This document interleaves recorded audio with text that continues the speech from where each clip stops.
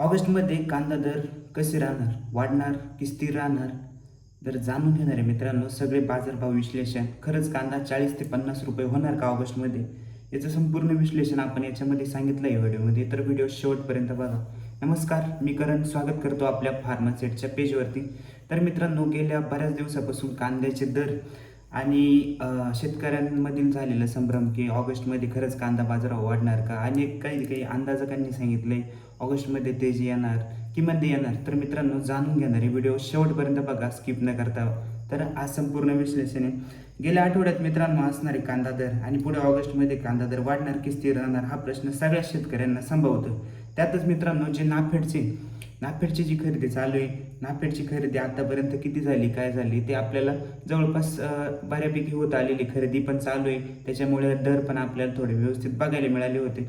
तर नाफेड खरेदी आणि पुढे किती दिवस चालेल ती नाफेड खरेदी, अजून जवळपास ती नाफेडची जी खरेदी ती नाफेडची खरेदी आठवड्याच्या म्हणजे ऑगस्टच्या आठवड्याच्या 1 ते 2 आठवड्यापर्यंत नाफेडची खरेदी चालू शकते. तर मित्रांनो, या आठवड्याचा विचार करता म्हणजे गेल्या 20 जुलैपासून विचार करता जो आठवडा आपल्याला बघायला मिळाला, त्या आठवड्यात बाजारभाव कसे राहिले, आवक परिस्थिती कशी राहिली, याचा आपण अभ्यास करू. तर मित्रांनो, 20 जुलैपासून जर बाजारभाव बघितले तर आपल्याला साधारणतः बुधवारपर्यंत बाजारभाव एकदम स्थिर बघायला मिळाले. आणि आवकेचा विचार करता मित्रांनो, पहिले 1-2 दिवस, कारण रविवारची सुट्टी राहते त्याच्यामुळे 1-2 दिवसानंतर थोडेफार आवक वाढते. म्हणजे विशेष काही एवढी आवक वाढली नाही. दर दिवसाची आवक जर बघितली तर 1,000च्या आसपास पूर्ण सकाळ आणि संध्याकाळची जर आवक बघितली तर 1,000च्या आसपास नग राहतात मित्रांनो. तर बाजारभाव कसे राहिले, त्या बाजारभावात आपण किती म्हणजे सरासरीचा जर विचार केला तर बाजारभाव मित्रांनो या आठवड्यात तरी आपल्याला स्थिरच बघायला मिळेल. उच्चांक जरी 3,000 प्लस आपल्याला बघायला मिळाला, म्हणजे कमालीचे बाजारभाव जरी 3,000 प्लस आत्ता आपल्याला बघायला मिळाले, तरी सरासरी एवढी नाही आहे. प्रत्येक शेतकऱ्याला तेवढा बाजार भेटत नाही.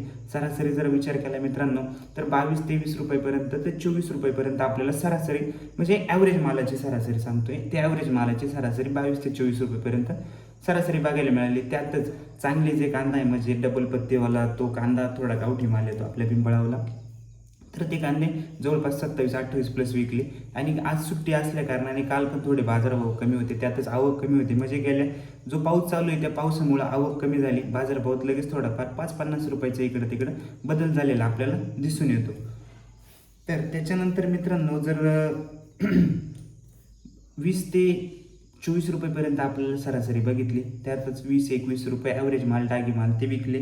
ते गोल्टी मित्रांनो, गोल्टीचा विचार करता नाफेडची जी खरेदी चालू होती, गोल्टीला चांगला बाजारभाव आपल्याला या गेल्या 1 ते 1.5 आठवड्यात म्हणजे 2 आठवडे झाले तसं गोल्टीला बऱ्यापैकी बाजारभाव आपल्याला बघायला मिळतोय. त्याचं कारण असं आहे मित्रांनो, नाफेडचे बाजारभाव जर बघितले तर 2180 रुपये म्हणजे पावणे 2200 रुपये होते. त्यातच कांद्याचे जर बाजारभाव बघायला गेलं तर नाफेडला जो कांदा लागतोय तो कांदा, जो चांगला कांदा लागतोय तो कांदा 2180 मध्ये मिळणं आता तरी अशक्य आहे. त्यामुळे जो गोल्टी माल आहे त्या गोल्टी मालाला त्यांनी डिमांड दिलं आणि तो माल स्टॉकसाठी नाफेडसाठी चाललाय मित्रांनो. म्हणजे गोल्टा माल आहे, म्हणजे गोल्टा माल जर बघितलं तर अक्षरशः चांगला सुपर क्वालिटी गोल्टा हा 2100-2200 रुपयेपर्यंत आपल्याला बघायला मिळाला. गोल्टीचे पण बाजारभाव त्यामुळे सुधारले मित्रांनो. 18-19 रुपये सरासरी गोल्टी चालूच होती आणि आत्ता पण चालूच आहे मित्रांनो. त्याच्यामुळे नाफेडचा जो आपल्याला गोल्टीसाठी फायदा झाला आहे नाफेडचा, त्यामुळे गोल्टीचे बाजारभाव चांगले बघायला मिळाले. आवक मित्रांनो, सरासरी तुम्हाला सांगितली आवक आहे एवढी स्थिर आहे. बाकी काही म्हणजे आवक चांगलीच आहे अजून आवक एवढी कमी झालेली नाही, किंवा पावसामुळे 1-2 दिवस आवक कमी होती त्याचा काही प्रश्न नाही, पण बाकी आवक चांगलीच आहे मित्रांनो.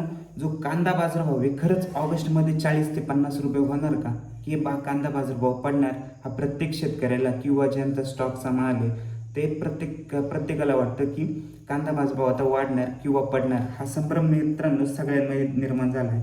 त्याच्यासाठी एक कारण असं असू शकतं, कर्नाटकचा कांदा चालू होणार आहे मित्रांनो पुढच्या आठवड्यात किंवा ऑगस्टच्या 1-2 आठवड्यात कर्नाटकचा कांदा सुरू होणार आहे. पण कर्नाटकचा कांदा हा चांगला आला किंवा आवक एवढ्या प्रमाणात होणार नाही, किंवा त्याचं असे कारण असू शकतं पावसामुळे माल खराब आहे, तो कांदा खराब असू शकतो. आवक कमी जर असली, आवक पण कमी राहणार असं आपल्याला माहिती मिळाली. त्याच्यामुळे कर्नाटकचा कांदा त्याच्यानंतर निर्यात आहे, ती निर्यात संथ गतीने चालू आहे. म्हणजे आपल्याला बघा जे काही असे बातम्यांना बघायला मिळत नाही की एकदम बॉर्डर खुल्या झाले आणि चांगल्या गतीने आपले निर्यात चालू आहे असं पण काही नाही. निर्यात संथ गतीने चालू आहे, म्हणजे एक स्थिर निर्यात चालू आहे. जिकडे माल जात असेल बाकी ठिकाणी पण माल जातो मित्रांनो, संथ गतीनेच ती आवक चालू आहे किंवा निर्यात चालू आहे.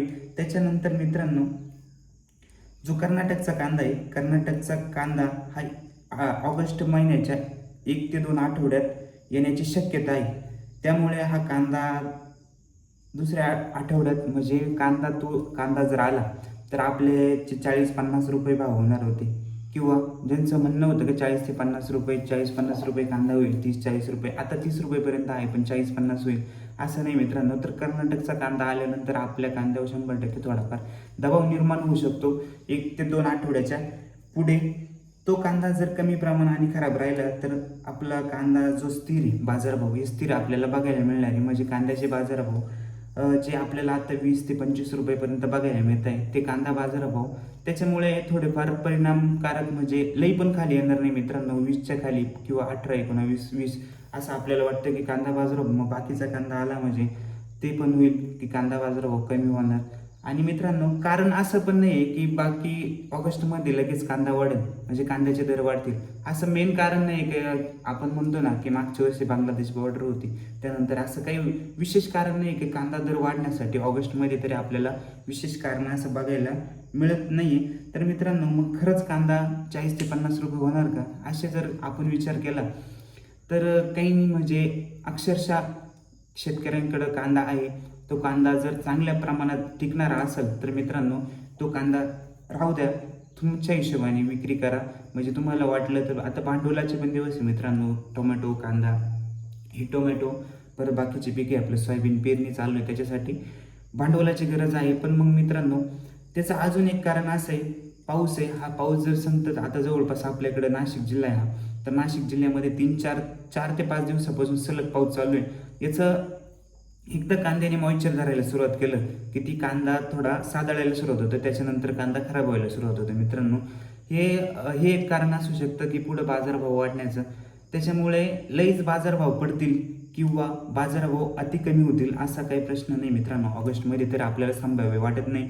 एक बाजारभाव स्थिर राहण्याची शक्यता आहे. एवढ्या 1-2 म्हणजे जवळपास 15 ते 20 दिवस तरी आपल्याला असा एक अंदाज वाटतोय.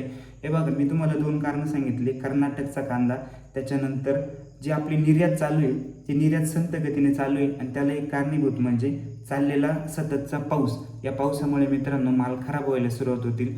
त्यानंतर कर्नाटकचा जरी कांदा आला तर आपल्याकडे पण जो कांदा आहे तो कांदा, आपल्याकडे म्हणण्यापेक्षा तो कांदा आहे, तो कांदा कोणत्या क्वालिटीचा येईल त्याच्यावरती बाजार राहतील मित्रांनो. तो जर चांगला जर आला किंवा आवक चांगली बऱ्यापैकी आली तर थोडाफार आपल्या इकडं तिकडं म्हणजे मार्केटला, जो मार्केट आहे त्याच्यावरती परिणाम आपल्याला आठवड्याच्या दुसऱ्या आठवड्यात म्हणजे 15-1 ऑगस्टपासून दिसू शकतो. पण तो कांदा जर मित्रांनो कमी प्रमाणात आणि माल जर खराब आला तर काही आपल्या कांद्याला, म्हणजे आपले जे बाजारभाव आहे ते बाजारभावात कोणत्याही प्रकारचा आपल्याला बदल बघायला मिळणार नाही, असं एक कारण आहे मित्रांनो. त्याच्यानंतर अजून पण चांगल्या गतीने जर निर्यात चांगली चालू झाली तर निर्यातीचा पण 100% आपल्याला फायदा होईल. त्यानंतर पावसामुळे माल पण खराब व्हायला सुरुवात होणार आहे मित्रांनो. कारण आता वातावरण बघू शकता, बाहेर पण भरपूर पाऊस चालू आहे, मॉइश्चर धरायला सुरुवात केली कांद्यांनी, तर हे पण एक कारण असू शकतं मित्रांनो.